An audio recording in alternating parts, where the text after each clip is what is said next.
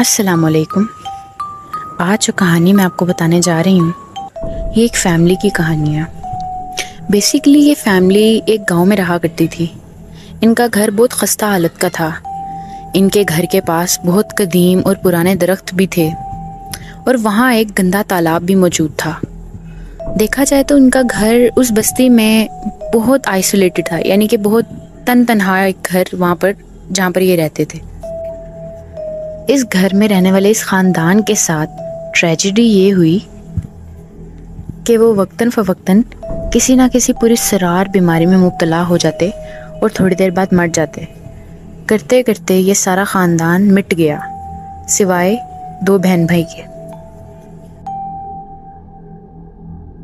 وہ جو 2 بہن بھائی زندہ بچے ان دونوں کا نام ریان اور الینا تھا۔ لیکن الینا کے ساتھ یہ ہوا کہ وہ ایک پراسرار بیماری میں مبتلا ہو گئی اور وہ اپنا دماغی توازن کھونے لگی۔ ریان الینا کو سنبھال رہا تھا، اس کو میڈیسنز بھی ٹائم پر دے رہا تھا، مگر ان سب کا کوئی فائدہ نہیں ہو رہا تھا۔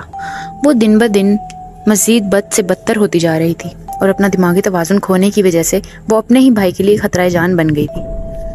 جب یہ سب ہونے لگا تو ایک دن ریان نے اپنے ایک دوست کو، جو اس کا بچپن کا دوست تھا، اسے خط لکھا اور اسے خط میں لکھا، اس نے خط میں مدد کی التجا کی کیونکہ ریان کے ہاتھ سے اب باتیں نکلتی جا رہی تھیں۔ وہ اکیلا الینا کو سنبھال نہیں پا رہا تھا کیونکہ اس نے آفس بھی جانا ہوتا تھا اور پیچھے سے اکیلی الینا کچھ بھی کر نہیں پاتے، کیونکہ الینا جب بھی گھر میں تنہا ہوتی تو وہ اپنی بیماری کے باعث اور دماغی توازن کھونے کے باعث خود کو بھی نقصان پہنچانا شروع ہو گئی تھی۔ پھر اسی طرح ایک دن ریان معمول کے مطابق آفس چلا جاتا ہے، لیکن جب وہ واپس آتا ہے تو وہ اپنی بہن کو مرا ہوا پاتا ہے، جس کی وجہ سے ریان ٹراماٹائزڈ ہو گیا تھا۔ وہ صدمے میں جا چکا تھا کیونکہ خاندان تو پہلے ہی تباہ ہو چکا تھا، اب اس کے پاس سہارا اس کا صرف ایک بہن ہی تھی۔ اب ریان کے لیے یہاں ایک اور مسئلہ کھڑا ہو گیا۔ وہ اپنی بہن کی ڈیڈ باڈی کو دفنانا تو چاہتا تھا،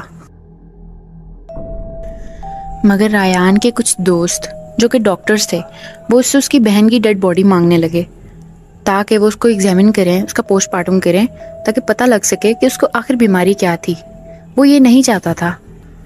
بہت سوچنے کے بعد ریان نے اپنے ہی گھر کے بیسمنٹ میں اپنی بہن کی ڈیڈ باڈی کو دفنا دیا۔ ان سب کا ریان کے دماغ پر اس قدر گہرا اثر ہو گیا تھا کہ وہ سارا دن بس روتا ہی رہتا، اور اس کے مطابق اس کو اپنے گھر سے آوازیں آنے لگیں، جیسے کوئی چل رہا ہو، جیسے کوئی ہنس رہا ہو، جیسے اس کی بہن رو رہی ہو، اور اس کی حالت دن بدن مزید خراب ہوتی چلی گئی۔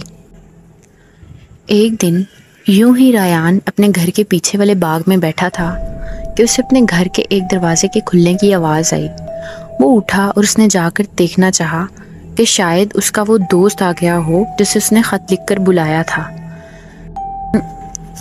لیکن جب اس نے دیکھا تو گھر کے دروازے سے لے کر الینا کے کمرے کے دروازے تک خون بھرے پاؤں کے نشان نظر آئے۔ وہ دیکھ کر بہت گھبرا گیا۔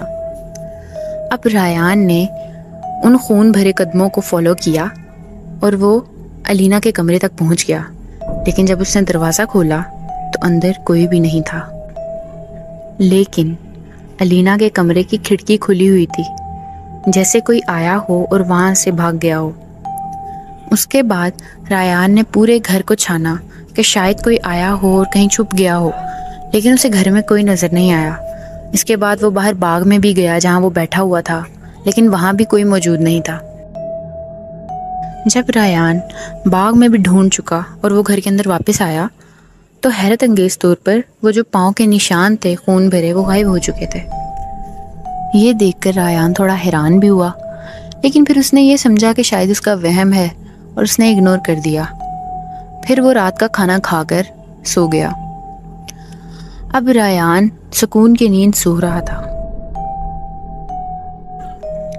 اب جیسے ہی رات کے 3 بجے تو ریان کو چیخوں کی آوازیں آنا شروع ہو گئیں،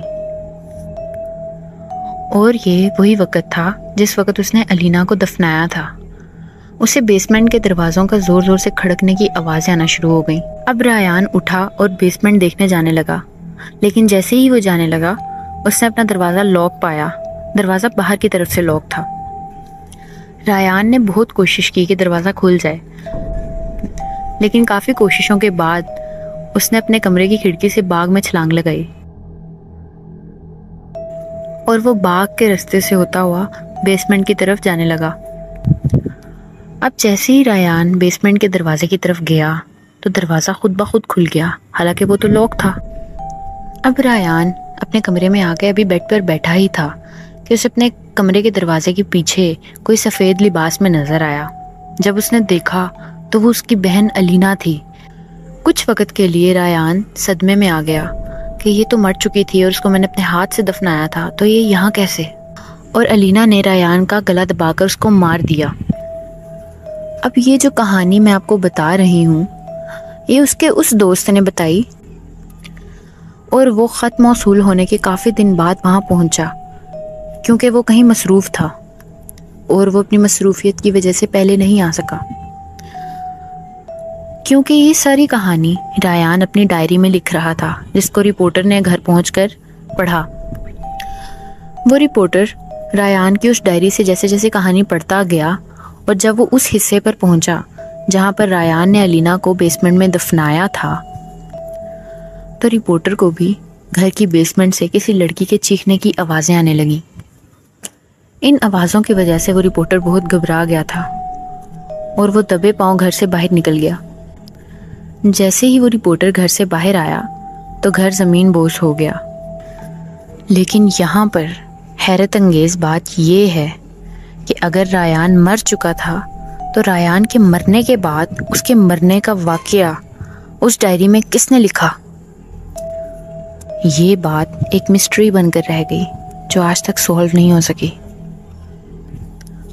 اور اس واقعے کے ساتھ اس خاندان کا نام و نشان بھی اس گھر کے ساتھ مٹ گیا، اور اس جگہ پر دوبارہ کسی کی مکان تعمیر کرنے کی جرت بھی نہیں ہوئی. انفیکٹ اب وہاں سے کوئی گزرتا بھی نہیں.